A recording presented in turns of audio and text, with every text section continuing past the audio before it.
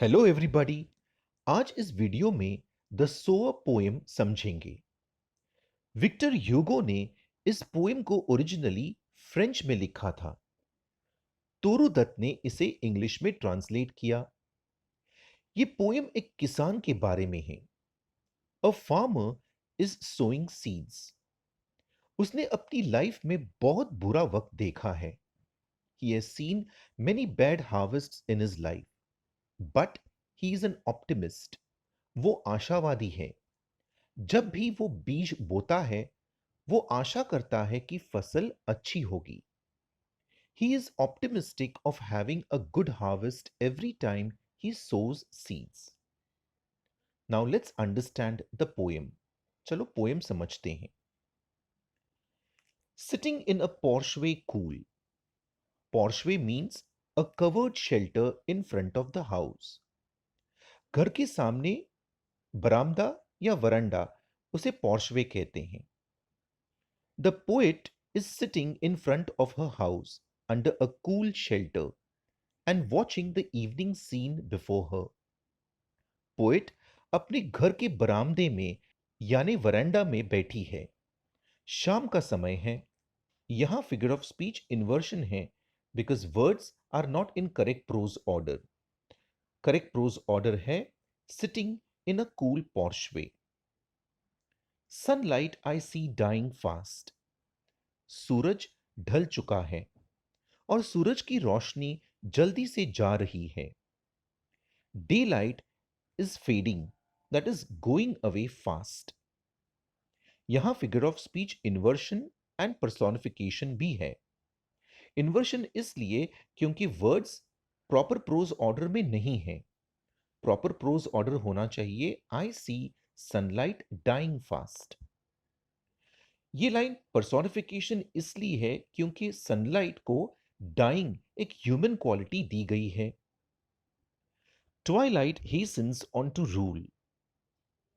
The time before sunrise, that is सूर्योदय के पहले का वक्त, एंड आफ्टर सनसेट यानी सूर्यास्त के बाद का वक्त, इज कॉल्ड ट्वाइलाइट, उसे ट्वाइलाइट कहते हैं। यहां पोएट सनसेट के बाद का टाइम डिस्क्राइब करती है। हेस्टन्स मीन्स हरीज यानी जल्दी करना। दिन का उजाला यानी रोशनी जल्दी जल्दी फेड हो रही है। यहां फिगर ऑफ स्पीच पर्सोनिफिकेशन इसलिए है क्योंकि ट्वाइलाइट को हरिंग यानी हेस्टनिंग की क्वालिटी दी गई है। Working hours have well nigh past. Well nigh means almost और जस्ट अबाउट यानी तकरीबन। Working hours are almost over. कामकाज का समय तकरीबन हो चुका है। Shadows run across the lands. It means darkness is quickly covering the earth in its shadows. अंधेरा चारों तरफ से धरती को घेर रहा है। यहां फिगर ऑफ स्पीच पर्सोनिफिकेशन इसलिए है क्योंकि क्योंकि शैडोज को रनिंग ये ह्यूमन क्वालिटी दी गई है। So the first stanza shows us that it is getting dark. पहले स्टैंजा से हमें यह पता चलता है कि अंधेरा हो रहा है and the night is about to arrive यानी रात होने वाली है। But a sower lingers still. Sower means one who sows seeds, किसान जो बीज बोता है। लिंगर्स मीन्स रिमेन्स यानी अब भी रहना। दो it is getting dark, a farmer still works in the fields. अंधेरा हो रहा है फिर भी एक किसान खेतों में काम कर रहा है।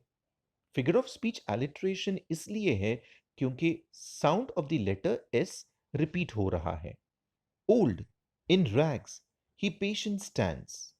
Looking on I feel a thrill. Rags means torn clothes यानी फटे कपड़े। वो किसान बूढ़ा यानी बुजुर्ग यानी तजुर्बेकार है। उसके कपड़े फटे पुराने हैं। वो पेशेंटली यानी धैर्य रखकर खेतों में खड़ा है। The sower is old, that is aged, experienced. He is wearing torn clothes. He is leading a poor, harsh, hard-working life. He is patient.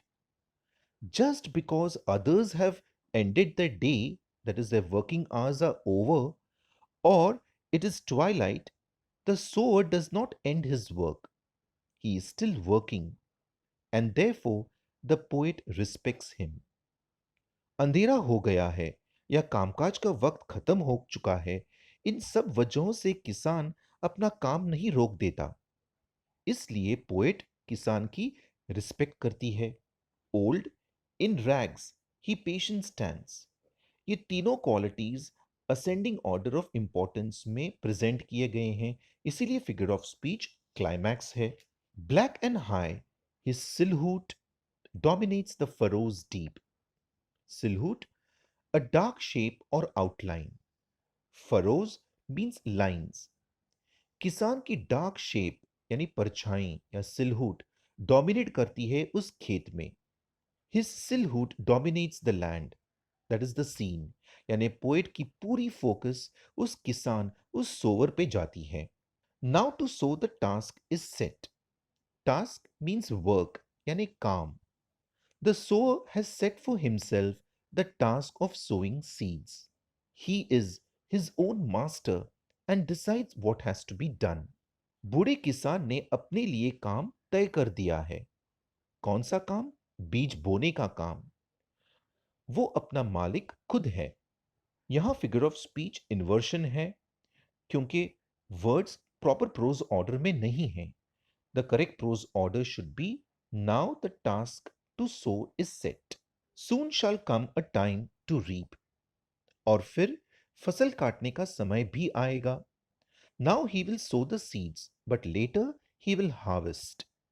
Marches he along the plain to and fro, and scatters wide from his hands the precious grain. Scatters यानी बिखेरना। किसान खेत में यहां से वहां चलकर अपने हाथों से अनमोल अनाज के दाने बिखेरता है। He walks, that is, marches up and down along the field and scatters the grain from his hands. Marches he along the plain, यहां फिगर ऑफ स्पीच इन्वर्शन है क्योंकि वर्ड्स प्रॉपर प्रोज ऑर्डर में नहीं है। Proper pros order होना चाहिए ही marches along the plain. From his hands, यहां फिगर ऑफ स्पीच एलिट्रेशन है क्योंकि sound of the letter H repeat हो रहा है। Muse I as I see him stride. Muse यानी थिंकिंग, सोचना। स्ट्राइड यानी वॉकिंग विथ लॉन्ग स्टेप्स, लंबे कदम लेकर चलना। Poet thinks deeply as she watches him walking with long steps.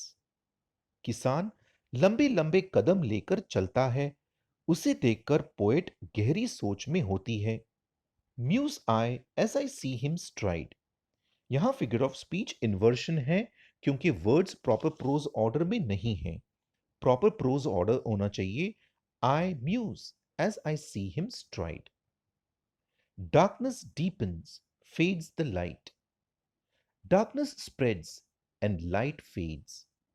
अंधेरा बढ़ता रहता है और लाइट, उजाला, कम होते जा रहा है। यहां फिगर ऑफ स्पीच एलिट्रेशन इसलिए है क्योंकि sound of the letter D is repeated. Now his gestures to mine eyes are august and strange. His height seems to touch the starry skies. Gestures यानी movements. August यानी Nobel, dignified, impressive, अभिमानी। The source movements appear very dignified, impressive to the poet. The sower appears very tall. He appears to touch the starry sky. Poet को किसान की movement बहुत dignified यानी अभिमानी, यानी बहुत इंप्रेसिव लगती है।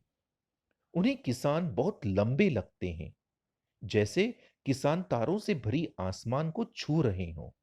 यानी पोएट को लगता है कि किसान ने अपने काम यानी अपने कर्म से बहुत ऊंचाई हासिल की है। Seems to touch the starry skies, यहां फिगर ऑफ स्पीच एलिट्रेशन है क्योंकि लेटर एस की साउंड रिपीट हो रही है। सो फ्रेंड्स, ये थी द सोअर पोएम की एक्सप्लेनेशन। उम्मीद है इस वीडियो से आपको कुछ सीखने मिला है। मिलते हैं अगली वीडियो में। बाय।